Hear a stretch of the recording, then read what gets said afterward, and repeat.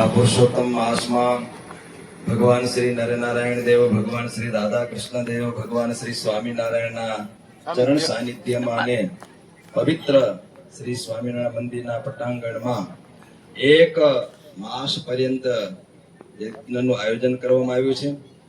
આ યજ્ઞની અંદર પવિત્ર ભૂદેવો વૈદિક મંત્રો સાથે અને સંપૂર્ણ વિધિ વિધાન સાથે યજ્ઞ કરાવી રહ્યા છે.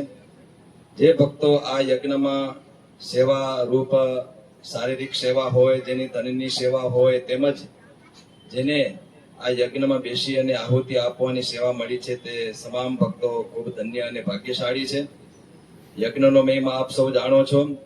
યજ્ઞાદ ભવતી પર્જન્યમ ભગવાન શ્રી કૃષ્ણ ગીતામાં પણ કહ્યું છે અને વેદો અને ઉપનિષદોની અંદર બહુ આનું મહત્વ છે. પૂર્વ કાળની અંદર ગુરુકુલો ચાલતા ત્યારે ઋષિ મુનિઓને એ આપના ઋષિઓ યજ્ઞ દ્વારા વિદ્યાર્થીઓને વિદ્યા અભ્યાસ કરાવતા હતા. જ્યારે ગુરુકુળમાં વિદ્યાર્થી જાય ત્યારે એક સમય વિદ્યાભ્યાસ કરાવે અને એક સમય યજ્ઞની અંદર બેસાડી અને એ યજ્ઞની આહુતિ અપાવતા હતા. એ પરંપરા પ્રાચીન કાળથી આજ સુધી આપણી ચાલી આવે છે અને ખાસ કરીને ભગવાન શ્રી સ્વામિનારાયણ વૈદિક પરંપરાને અનુસરીને જે આપણી વૈદિક પરંપરાઓ હતી, મંદિરોની પરંપરાઓ, શાસ્ત્રની પરંપરાઓ, યજ્ઞની પરંપરાઓ, વેદાધ્યનની પરંપરાઓ, ગુરુકુલની પરંપરાઓ, વેદ પાઠની પરંપરાઓ, આ બધી પરંપરાઓ આપણા સંપ્રદાયમાં ચાલી રહી છે અને આપ પણ આપ જોઈ રહ્યા છો. ખાસ કરીને આપણું આ ભુજ મંદિર, એમની ખાસ પ્રવૃત્તિ તમે જુઓ તો સંપૂર્ણ સ્વામિનારાયણ ભગવાને જે પ્રવૃત્તિ ચલાવી છે એ પ્રવૃત્તિના અનુસારે આજે આપણા ભુજ મંદિરના વડીલ સંતો, મહાન સ્વામી, ઉપમહાન સ્વામી, કોઠારી દાદોજી ભગત, બાકી તમામ સંતોની આજ્ઞાથી એ પ્રવૃત્તિ ચાલી રહી છે. જેવી રીતે જે પરંપરા, જે અર્ચના, ભગવાનની અર્ચના પૂજા પરંપરા, અને એમાં પણ પૂજારીઓ દ્વારા સમય સમય અભિષેક, ચંદનના વાઘાઓ અને વિવિધ વસ્ત્રોથી વાઘાઓ તે ઉત્સવ દરમિયાન ભગવાનને આપણે ધરાવીએ છીએ. એ સુંદર પરંપરા ચાલી રહી છે. સાથોસાથ ગૌશાળા આપણા મંદિર દ્વારા ચાલી રહી છે, જે પ્રાચીન પરંપરા છે.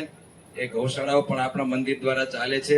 તેમજ વિદ્યા અભ્યાસ એટલે કે પાઠશાલા, જેમાં શાસ્ત્રોનું અધ્યયન કરવામાં આવે, એ આપણા પ્રસાદી મંદિરની અંદર પણ સંતો ભણી રહ્યા છે. જ્યાં કને વેદાધ્યન ચાલી રહ્યું છે. તેમજ સુખપરની અંદર પણ સ્વામિનારાયણ સંસ્કૃત પાઠશાલા, જે આપણા મંદિરના જે ગોર હતા ગુલાબશંકર મહારાજ, એમને શરૂઆત કરીને આજે પણ એક પરંપરા ચાલી રહી છે.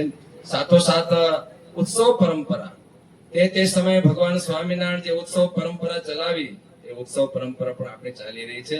અને ખાસ કરીને યજ્ઞ પરંપરા, આજે આપણે આ યજ્ઞમાં બેઠા છીએ, એ યજ્ઞ પરંપરા પણ પ્રાચીન પરંપરાને ભગવાન સ્વામિનારાયણ એ પ્રવર્તાવી છે, એને પણ આપણે આજે ચલાવી રહ્યા છીએ.